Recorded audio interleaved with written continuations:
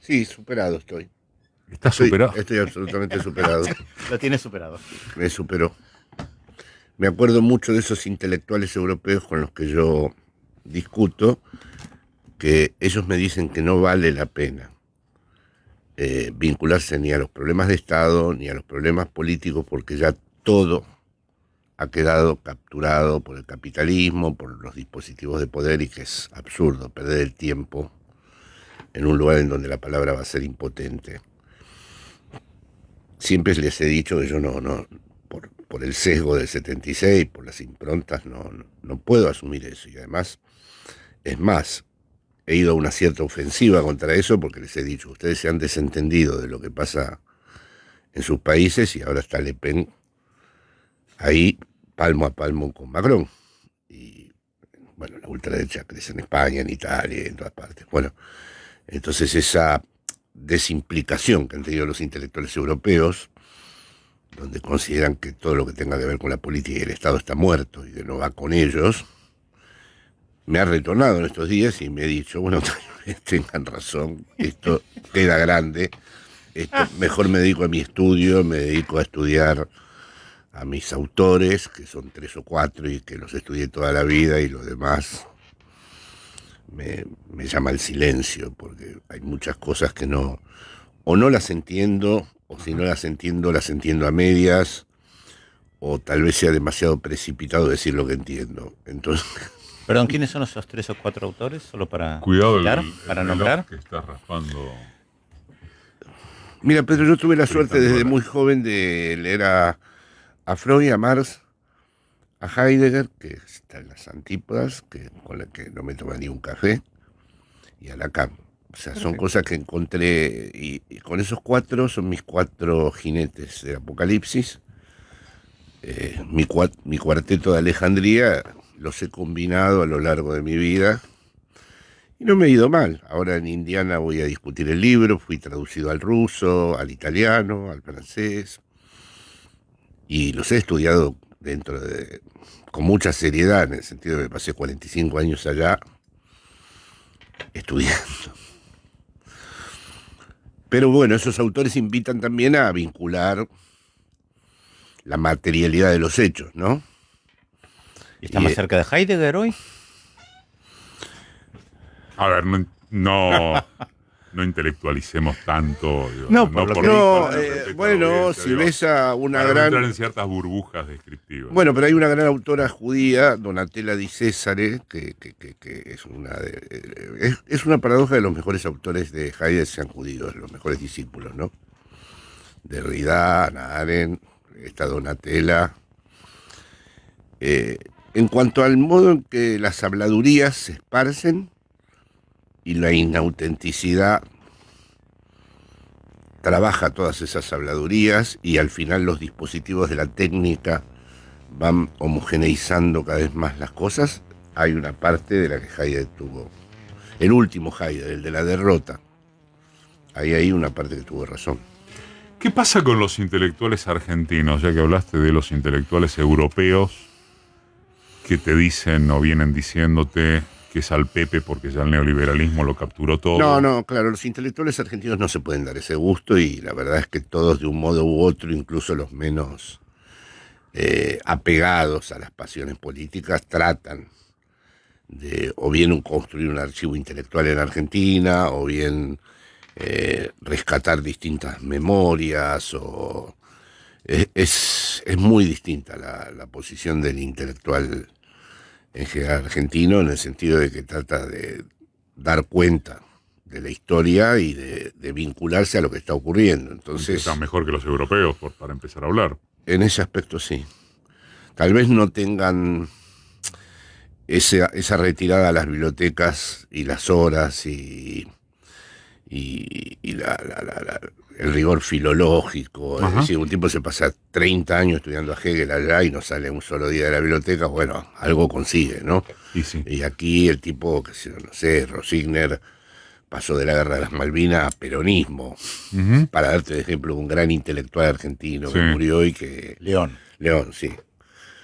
Claro. Sí, por la duda, para que nadie se No, pero confunda. León sería un paradigma, en gran el sentido de Freud, Marx, pero de golpe tuvo que dar cuenta de las Malvinas, de golpe tuvo que dar cuenta del peronismo, en fin. No siendo ni peronista, ni... Ajá. es decir, sería un ejemplo, ¿no?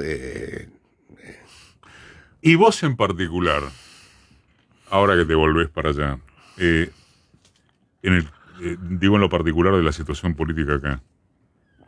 Y te diría que en particular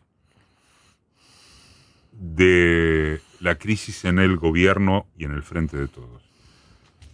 ¿Te vas a volver dolido? Mira, la parte, digamos, sentimental puede tener un poco de dolor, porque me encontré con distintas figuras muy relevantes y me di cuenta que era muy difícil entender algunas cosas. El modo en que se está tramitando todo esto es muy difícil de, de digerir para mí. Déjame decir a mí, Sí. no voy a hacer que lo digas vos, que Jorge se vio en todos estos días, semanas, con toda la figura relevante que ustedes quieran imaginarse. Punto. Continúa Jorge Alemán. En lo doloroso te voy a decir algo que ya venía pensando un poco en España y se me confirma acá. Creo que no fue pensado el triunfo de Macri. Creo ¿No fue que pensado? no fue pensado lo que ha sido el triunfo del neoliberalismo en la Argentina, la manera en que cambió la lógica del Estado, la aparición de las ultraderechas, la manera en que cambió incluso la subjetividad de la población y que escucho a veces en muchos compañeros y en muchas compañeras como si el 2003 continuara.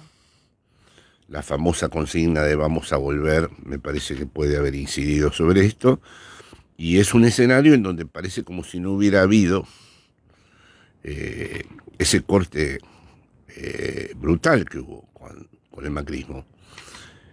Pero ese corte además se dio a escala planetaria. No estamos en el 2013 en ningún lugar del mundo. No hay ningún Estado, ningún presidente que responda a las expectativas que se generaron en aquel entonces.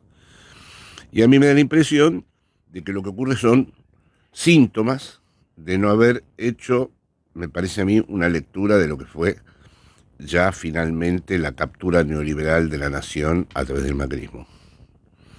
Y me parece que no está pensada la derecha, no está pensada la ultraderecha, no está pensado el cambio de Estado. Por las cosas que escucho entre compañeros y compañeras. El propio, ya que está Pedro acá además, el propio Lula ha cerrado oficialmente en esta semana con Gerardo Alckmin, a quien simpáticamente llaman centrista, digamos, un conservador hecho y derecho. Y incluso aquí hay quienes le recriminan a Lula, bueno, va a cometer el mismo error que Cristina, nombrándolo Alberto. En esto de que no se lee o no se leyó, está el tema de que tampoco no es el 2003 en el sentido de los grandes líderes, quieren llamarle populistas, centro-izquierda, como se quiera, que no debieron apelar a grandes alianzas. Hoy no tenés otra chance que sino a través de alianzas. Eso tampoco parece haberse leído. No, es tal cual lo decís. Acércate al micrófono. Tal cual lo decís, y además entre el 2003 y ahora han pasado una eternidad, no pasaron 20 años. Ha habido un horizonte mundial distinto. Ayer leía a un periodista notable que decía que, bueno, que estaba muy decepcionado con Alberto y que esperaba que Boric no lo terminara de decepcionar, ya se había comenzado a decepcionar. Sí, claro, me parece que hay una representación de lo que ocurre con respecto a los compromisos de Estado, las responsabilidades de Estado. No sé en qué lugar del mundo están las referencias, no sé con qué comparan. Es decir, cuál sería el patrón ideal desde el cual se desprenden que Boric lo va a decepcionar, Lula se corrió a la derecha, este gobierno por supuesto ya está terminado. ¿Desde dónde está cuál es el marco referencial de todo eso? Está ausente. Ese es uno de los fenómenos que se ha producido. No estamos frente a una constelación histórica. Y encima una guerra como la de Rusia y Ucrania que te trastoca todo y que no sabemos siquiera a qué mundo vamos. Sí, por supuesto. Pero ¿cuánto incide eso? ¿Era necesaria la guerra para ratificar esto que señala Jorge acerca de que no hay un marco de referencia mundial? No, no era necesaria la guerra respecto a lo puntual que está planteando Jorge de América Latina concretamente. La pregunta es, no sabemos en este barajar o dar de nuevo qué es lo que puede suceder y cómo te vas a reacomodar. Pero bueno, no me quiero adelantar. Igual allá también es lo mismo. Estábamos hace 10 años atrás pensando en las opciones ¿Dónde, en España? en Europa, de en Europa izquierdas en general. populares, Dilinque, Melenchón, Podemos, Grecia, Syriza. Syriza. Ahora estamos a ver si Macron le gana a Le Pen. O sea que también, o sea, vaya, ¿cuál es el contexto europeo? ¿No hay en la ausencia esta de lectura acerca de lo que pasó, sin ir más lejos acá con Macri, algo que hemos charlado alguna vez, al aire y en privado también? Tampoco estoy violando unos de récord. Pero ¿no hay esto de que es muy difícil asumir? Y más si uno es un setentista o viene del setentismo, se entusiasmó y proviene de otro tipo de formación ideológica, el tema de que de pronto te pasa que tenés que transitar una etapa ya última, sin épica de la política. Y sí, bueno, Freud decía que la neurosis es un anacronismo. Uno atrado a cosas.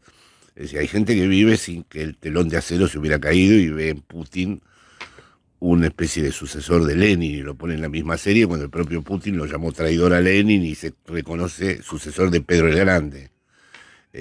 Otros ven como si el 2003 estuviera ayer y ahora debería haber continuado y todo lo demás es una caricatura grotesca de lo que es el 2003 que brillaba. Es decir, ese anacronismo ha operado de una manera muy potente y es muy difícil de abrirlo. Me parece que es muy sintomático de lo que está ocurriendo. Sí, García Linera dice que en todo caso, en el mejor de los casos, se podría vivir en la Argentina una suerte de, en América Latina, una suerte de segunda ola progresista, ya no a cargo de grandes líderes, ya no a partir de lo que se llamaron las reformas de primera generación, que es volver a darle peso al Estado, etcétera, sino de algo mucho más módico que intente frenar el avance de la derecha. ¿Estás de acuerdo con eso? Estoy de acuerdo, lo he hablado con él, estuve en el Centro Cultural Kirchner en una larga conversación con él, pero yo pienso que hay otro problema que se añade más difícil, que es que la experiencia política tiene que ser distinta, tiene que ser una experiencia que también cambie tu propia vida. Que la experiencia política no se puede profesionalizar y que está adquiriendo una dimensión instrumental y profesional que está bloqueando muchas posibilidades y que ahí sí la derecha va a tener una capacidad de captura muy grande. Mientras la experiencia política sea una cuestión de internas, instrumentación, cálculos políticos y esté muy alejada de la propia vida, me parece que los sectores progresistas o nacionales populares o de izquierda van a tener severos problemas, porque si hay algo que habría que intentar, es muy difícil hacerlo, es que la experiencia política sea una experiencia tan, vamos a decir, tan determinante como puede ser la artística o la poética o como cualquiera de las grandes experiencias humanas. Mientras la experiencia política sea, voy yo, venís vos, te cambio, te pongo, hay un hartazgo. Y ese hartazgo avanza. Y avanza en grandes sectores de la población, que no se reconocen en eso, que no quieren saber nada de eso. Y está bien. ¿Eh? Se hartó en algún punto. No sé. Bueno, mira, hay un fenómeno del de Milei, ¿no? Que me interesó porque es un ultraderechista distinto de los de allá. ¿De los de Europa o de los de Europa. Sí, ¿por qué? Porque este país tiene un gran culto a la amistad, al amor, al abrazo, y Milei viene a denunciar que todo eso es una impostura. Él está solo, no quiere a nadie, la única efusión que tiene es la efusión colérica cuando no lo entienden, y hace gala de no necesitar nada. Y de que lo único que le interesa es optimizar su beneficio.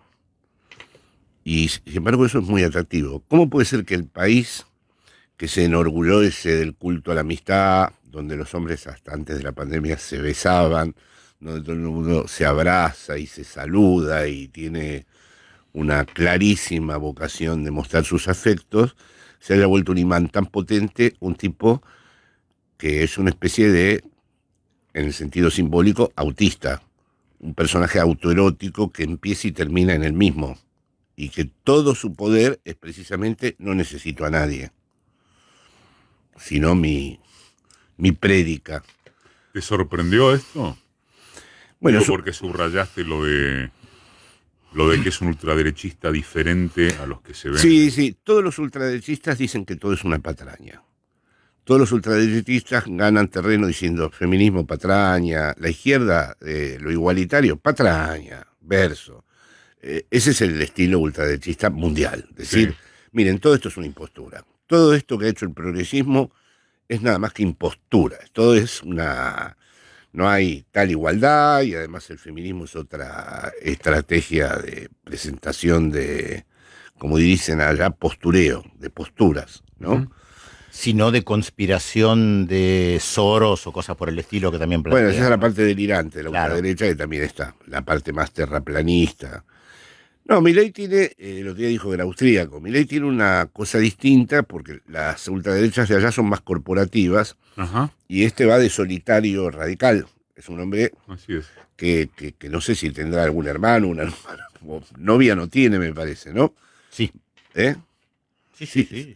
¿La muestra? En algunas oportunidades, sí, si mal no recuerdo, sí.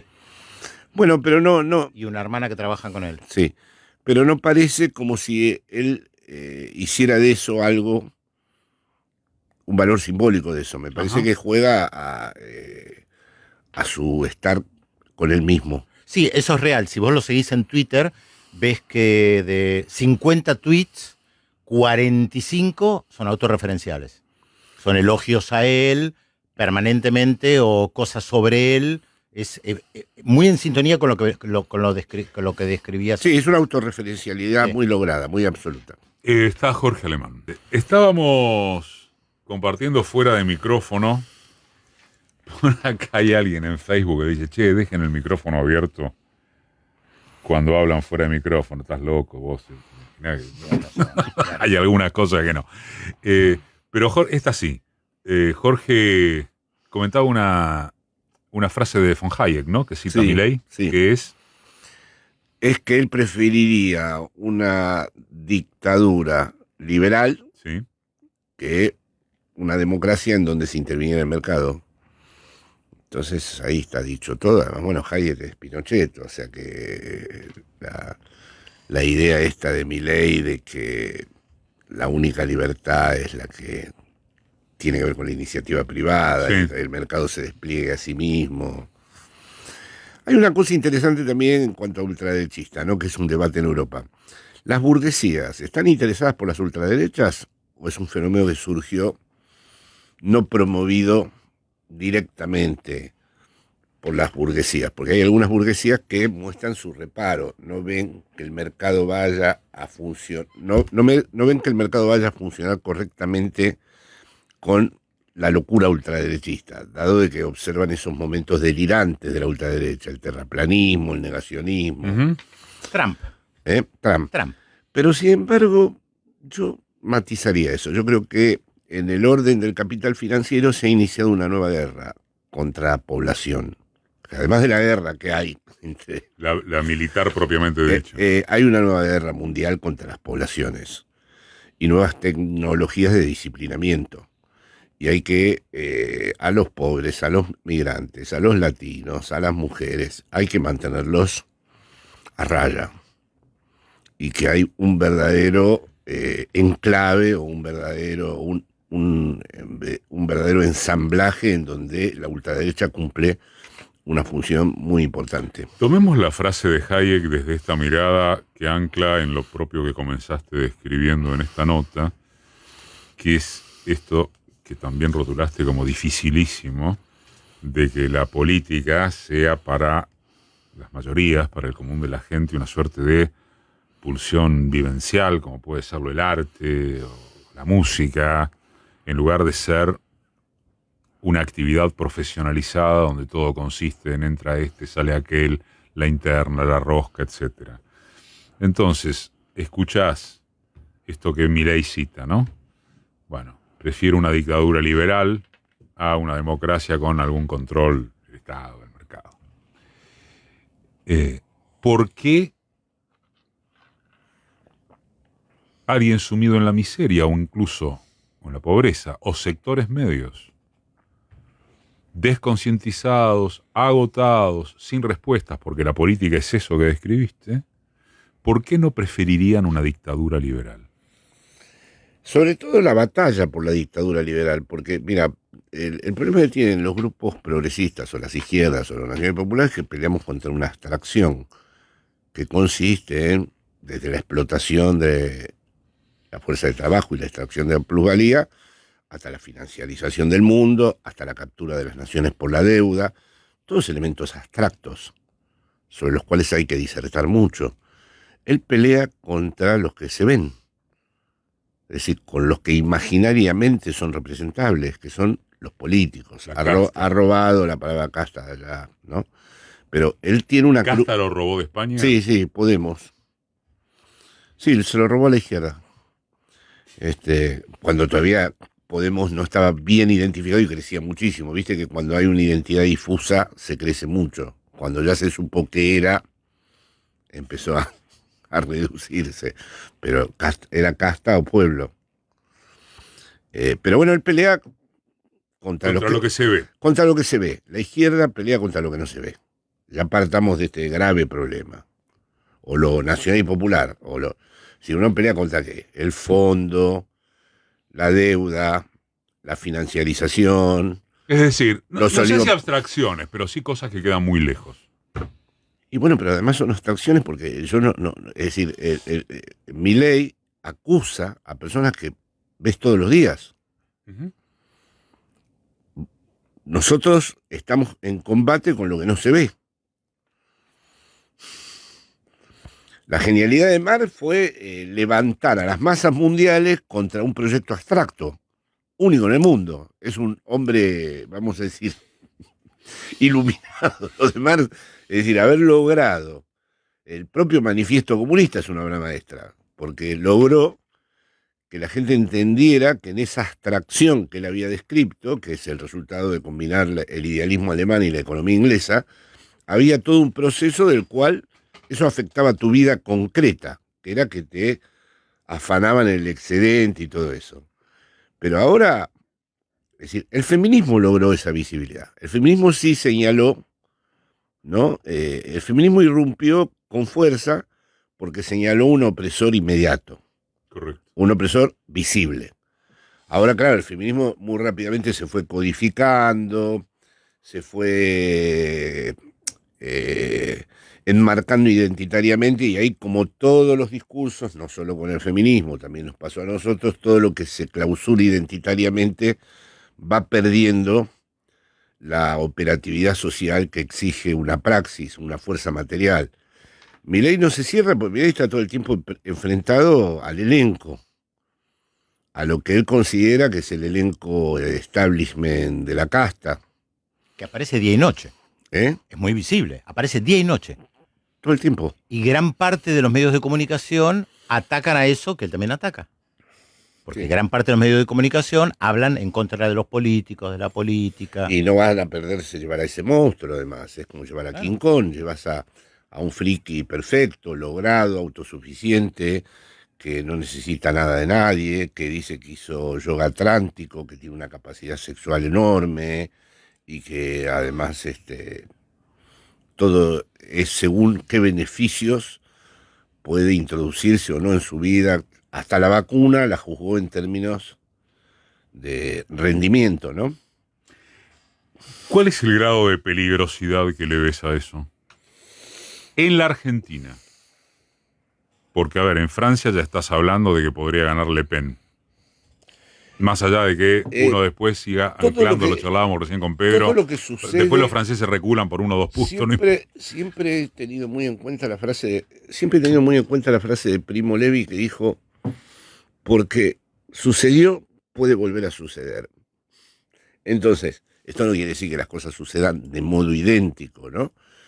Pero, a ver, ahora es muy difícil imaginar cuál puede ser la combinatoria, pero yo creo que la derecha argentina es peligrosísima, muy peligrosa. ¿La derecha ultraderechizada o la derecha seca? Bueno, yo la veo ultraderechizada ya. Yo creo que Macri y Milei establecieron ya un hilo invisible que los conecta Ujú. y que coinciden en distintos odios que tienen, y precisamente me asombra este gasto, este potlatch, como decían los antropólogos, este exceso de gasto que estamos haciendo en este momento. Totalmente. Bueno, pero asumámoslo. Asumámoslo, ¿no? Ojalá termine bien, pero estamos haciendo una especie de ejercicio de gasto, ¿no? Ofrendado a la verdad política, ¿no? En un momento en donde en cambio lo otro avanza. Bueno, pero yo no considero, vamos, quizá disintamos, no considero un gasto sino una inversión. Después renegamos. Después arreglamos. Todo este tramo del programa, por la altura que has tenido en cómo prevenir respecto de lo que está jugándose. Claro, yo la verdad es que no sé bien si esto que está ocurriendo en nuestro campo va a prevenirnos mejor, está buscando... ¿Podríamos no hacerlo? Bueno, en ningún lugar del mundo se hace. O sea, en ningún lugar del mundo se tramitan públicamente las diferencias hasta incluso dejar exhausta a la propia fuerza política. Ahí saltamos a otra cuestión. Sí. Estamos hablando ahí ya concretamente del Frente de Todos. Sí, ¿En ningún lugar del mundo? no. En ningún lugar del mundo donde haya asumido una mayoría progresista Ajá. se odian todos, no se hablan, eso sí, pero te quiero decir, en lo que hace a la responsabilidad institucional responden. Esta es una novedad de aquí que yo no estoy tal vez en buena posición para juzgarla, porque llevo 45 años afuera y tal vez aquí, eso sí. Para poner algo que quede cerca de la comprensión, aunque esto quizás lo esté. Por ejemplo, que no se hablen hace meses el presidente y la vice, en términos de lo que son este presidente y esta vice. Respirándonos, teniendo a los monstruos ahí cerca, porque la frase de Gramsci cada vez me rebota más en la cabeza, ¿no? Lo viejo no termina de morir, lo nuevo no termina de nacer, y vivimos en el periodo de los monstruos. De los monstruos estamos hablando, ¿no? Y los monstruos están aquí. Bueno, si resulta que todo esto no nos afecta con respecto al avance de los monstruos, que así sea. Desde luego yo no he visto en ningún lugar que uno se permita estos lujos, ¿no? Porque es como un exceso de exposición, me parece a mí, ¿no? Pero bueno. No estamos hablando del programa de radio, precisamente. No. Jorge, 1.000.000 de gracias. No, bueno, gracias a ustedes. El gusto de siempre. Pasó Jorge Alemán.